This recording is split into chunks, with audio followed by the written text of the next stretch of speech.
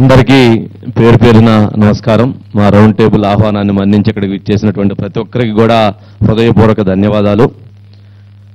శ్రీ వెంకటేశ్వర స్వామి సన్నిధిలో గత 5 సంవత్సరాలుగా జరిగినటువంటి అనేక అవినీతి, అక్రమాలు, అరాచకాలు, దోపిడీ, దుర్మార్గాలు ఇలాంటివి అనేక అంశాలకు సంబంధించి చర్చ జరుగుతున్నటువంటి నేపథ్యంలో ఇందులో ఉన్నటువంటి వాస్తవాలు ఏమిటి, వీటిని ప్రజలకు తెలియజేయాల్సినటువంటి బాధ్యత మీడియాపై ఉంది.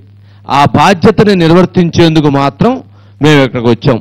వాళ్ళెవరిని శిక్షించేటువంటి బాధ్యత మాది కాదు. ఇక్కడ ఉన్నటువంటి ప్రభుత్వ పాలకులు ఉన్నారు, అది మీది, మాది కాదు. కానీ జరిగినటువంటి దోపిడీ ఏంటి, ఈ దుర్మార్గాలు ఏమిటనేటువంటిది మాత్రం ప్రజలకి 5 కోట్ల మంది ప్రజలకు తెలియజేయాల్సినటువంటి బాధ్యత ఉన్నటువంటి నేపథ్యంలో ఇప్పుడు ఇదంతా కూడా ప్రత్యక్ష ప్రసారం అవుతూ ఉంది. ప్రజలందరూ కూడా దీన్ని చూస్తూ ఉన్నారు. ప్రభుత్వంలో ఉన్నటువంటి అధికార యంత్రాంగం కావచ్చు, ప్రభుత్వంలో ఉన్నటువంటి వ్యవస్థలు కావచ్చు, ఎవరైతే ఈ దోపిడీ చేశారో వారు కావచ్చు, అందరూ కూడా వీక్షిస్తున్నారు దీన్ని. కాబట్టి మీరు ఎవరైనా మాట్లాడనటువంటి ప్రతి ఒక్కరూ కూడా ఒకరు చెప్పినటువంటి సబ్జెక్ట్ ఇంకొకరు చెప్పకుండా ఉన్నటువంటి అంశాలని ప్రజలకు తెలియజేసే విధంగా మాట్లాడాలని చెప్పని కోరుతున్నాం. ఇక అదేవిధంగా చిత్తూరు జిల్లాలో జరిగినటువంటి అనేకమైనటువంటి దందాలు, వీటికి సంబంధించినటువంటి అంశాలను కూడా చాలా మంది పెద్దలు ఉన్నారు, ప్రముఖులు ఉన్నారు, వారందరూ కూడా మాట్లాడాలని మా కోరిక. ఇక ఈ సమావేశాన్ని రౌండ్ టేబుల్ నిర్వహించడానికి మాత్రం ఒకే ఒక చిన్న ఎగ్జాంపుల్. ఎవరైతే దేవాదాయ శాఖ మంత్రిగా ఉన్నటువంటి ఆనం రామనారాయణ రెడ్డి గారు 2004 నేను జర్నలిజంలోకి వచ్చినప్పటి నుంచి నాకు పరిచయం. వారు ఫోన్ చేసి ఒక సందర్భంలో నేను ఫోన్ చేసినప్పుడు వారు చెప్పినటువంటి ఒకే ఒక మాట, నా 50 సంవత్సరాల రాజకీయ జీవితంలో, నా రాజకీయ చరిత్రలో ఎప్పుడూ నేను వినకూడనటువంటివి, నేను చూడకూడనటువంటివి ఒక దుర్మార్గాన్ని చూశాను అని అన్నారు. ఏమిటండి అని అడిగాను.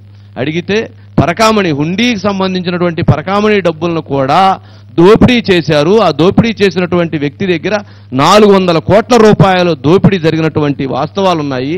ఆ 400 కోట్ల రూపాయల్లో 150 కోట్ల రూపాయలు తిరుపతి దేవస్థానానికి కట్టించి మిగిలినటువంటి 250 కోట్లను అప్పుడున్నటువంటి ఎస్పీ, అప్పుడున్నటువంటి సిఐ, అప్పుడున్నటువంటి అధికార యంత్రాంగం పంచుకున్నారు. ఇంతకంటే దుర్మార్గాన్ని నేను ఇంతవరకు చూడలేదు.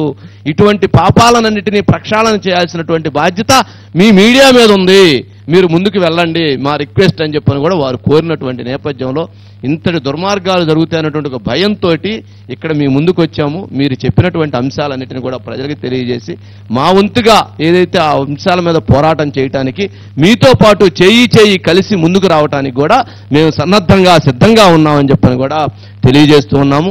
ఇక్కడ జరిగినటువంటి అనేక అంశాలలో ఇది హుండీనే కాదు, అదేవిధంగా తిరుమల లడ్డులో ఉన్నటువంటి నెయ్యి యాలకుల స్కామే కాదు, అదేవిధంగా శ్రీవాణి ట్రస్ట్ స్కామే కాదు, అక్కడ జరిగినటువంటి ప్రతి స్కాముకు సంబంధించినటువంటి అంశాలు మీ దగ్గర ఉన్నటువంటి వాటిని తెలియజేయండి. రెడ్ శాండిల్ కావచ్చు, గంజాయి కావచ్చు, వాటితో పాటు ఉన్నటువంటి ఇక్కడ జరిగినటువంటి తొడాలో జరిగినటువంటి అక్రమాలు కావచ్చు, దోపిడీ కావచ్చు, వీటన్నిటిని కూడా మీ నోటీసులో ఉన్నటువంటి వాటిని తెలియజేయవలసిందిగా కోరుతున్నాం. ఒక్కొక్కరు మాట్లాడినటువంటి సబ్జెక్ట్ను ఒక్కొక్కరు మాట్లాడవలసిందిగా కోరుతున్నాం. Thank you. ఒకసారి మాట్లాడించేటువంటి ప్రయత్నం చేయండి అజిత్ గారు. అంటే దాదాపు గత 5 సంవత్సరాలుగా కూడా ఇక్కడ ఉన్న అందరూ కూడా తిరుమల అక్రమాల మీద పోరాడుతున్నారు. అందులో భాగంగా ఇక్కడికి వచ్చిన అందరు ఎంతో మంది ప్రముఖులు వచ్చారు. వారిలో బీజేపీ నుంచి భానుప్రకాష్ గారు, అదేవిధంగా నవీన్ కుమార్ గారు, వారితో పాటు కిరణ్ రాయల్ గారు ఈ కార్యక్రమం అంటే ఫస్ట్ దాదాపు గత 5 ఏళ్లుగా తిరుమల అక్రమాల మీద ఆయన స్పెషల్ గా చాలా ఫోకస్ చేశారు. ముందుగా కిరణ్ రాయల్ గారు, వారితో పాటు మాజీ ఎమ్మెల్సీ పెద్దలు దొరబాబు గారు కూడా ఇక్కడికి వచ్చారు. వారితో పాటు మాజీ ఎమ్మెల్యే సుగుణమ్మ గారు జాయిన్ అవుతున్నారు.